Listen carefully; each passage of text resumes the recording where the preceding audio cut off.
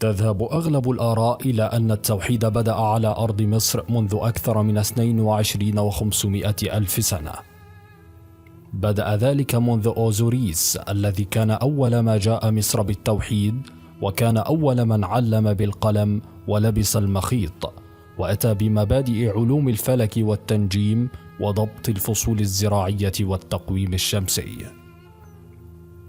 علم المصريين أن هناك خالق واحد، ومن يموت سيبعث بين يديه ليحاسب، ثم سيصير إلى خلود في نعيم أو عذاب حسب أعماله.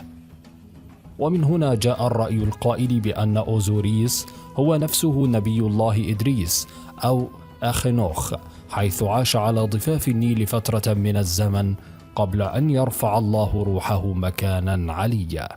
واذكر في الكتاب إدريس إنه كان صديقا نبيا ورفعناه مكانا عليا. هناك الكثير من الدلائل التي تؤكد على وجود عقيدة التوحيد وعبادة الله الواحد عند المصريين القدماء.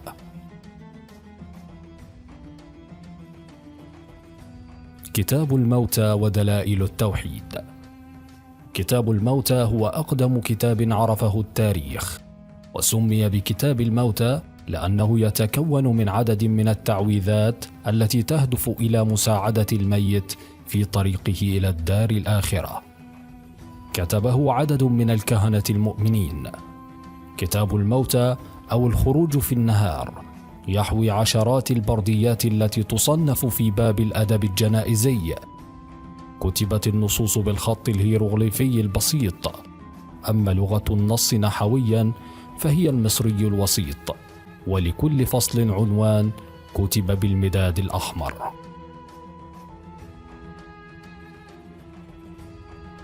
تشير المصادر إلى أن كتاب الموتى أشهر كتاب توحيد في الحضارة المصرية. جاء فيه عبارات قطعية تدل على وحدانية الخالق، ومن هذه العبارات: أنت الأول وليس قبلك شيء، وأنت الآخر ليس بعدك شيء. وجملة أخرى على لسان الإله الواحد تقول: خلقت كل شيء وحدي ولم يكن بجواري أحد. ومن أجمل ما قيل في البرديات أن الآخرة هي الميزان الذي تعتدل به الدنيا، فلا يمكن أن يكون الموت نهاية كل شيء، فلا بد أن يكون حساب وبعث ليكون لكل شيء معنى، وللدنيا غاية، وللميزان اعتدال.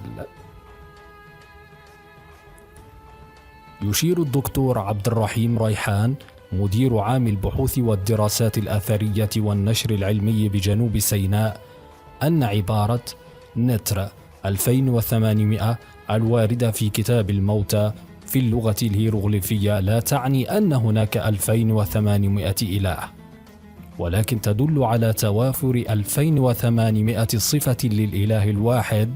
لكن بعد أن تشوهت الحضارة ودخلها تحريف الكهنة والقوى السياسية من أجل المصلحة الخاصة المترتبة على زيادة عدد الآلهة في تصفية الأحزاب والمعارضة وزيادة المعابد، وبالتالي فرض ضرائب وقرابين الولاء ل2800 إله. على حد قوله أن التاريخ المصري مزيف ومحرف بيد الكهنة والحكام، ويجب إعادة صياغة التاريخ من جديد لإثبات أن المصريين القدماء آمنوا بإله واحد.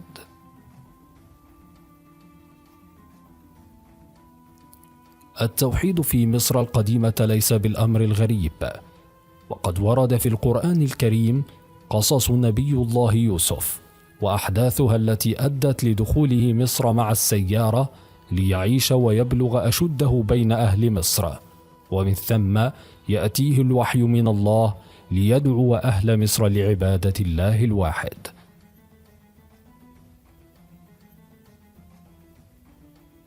ومن المرجح أن الزمان الذي عاش به نبي الله يوسف في مصر كان في عهد الهكسوس، فمن إعجاز القرآن الكريم أنه ذكر حاكم مصر عند الحديث عن قصة نبي الله موسى وفرعون الخروج بلقب فرعون وليس ملكا، كما تقول الآية الكريمة: نتلو عليك من نبأ موسى وفرعون بالحق لقوم يؤمنون.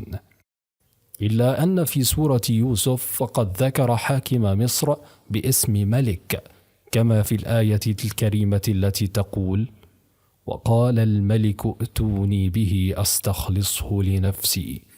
ومن ذلك قوله تعالى: وقال الملك إني أرى 7 بقرات سمان يأكلهن 7 عجاف و7 سنبلات خضر وأخر يابسات. وهذا يؤكد دخول نبي الله يوسف وإخوته مصر في عهد الهكسوس.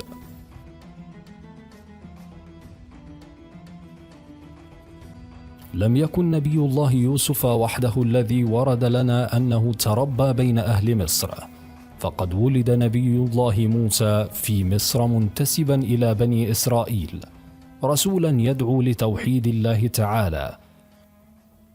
تعد قصة موسى وهارون عليهما السلام وما حدث بينهما وبين فرعون وبين قومهما من بني إسرائيل على رأس القصص التي تكرر ذكرها في القرآن الكريم، حيث ورد الحديث عنها في أكثر من 20 سورة في القرآن الكريم، تارة بصورة مفصلة كما هو الحال في سورة البقرة وسورة المائدة وسورة الأعراف وسورة يونس وسورة الإسراء وسورة الكهف وسورة طه، وأخرى بصورة مختصرة كما هو الحال في سورة مريم والدخان والنازعات وغيرها.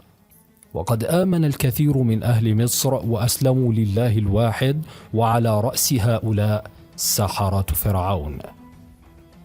لم يترددوا في الاعتراف بهزيمتهم أمام ما يتحصن به موسى من مؤازرة ربانية، والإقرار بأنها مدد من قوة خارقة تتخطى قدرة البشر المحدودة، حيث يقول تعالى في سورة الشعراء: فألقي السحرة ساجدين قالوا آمنا برب العالمين رب موسى وهارون.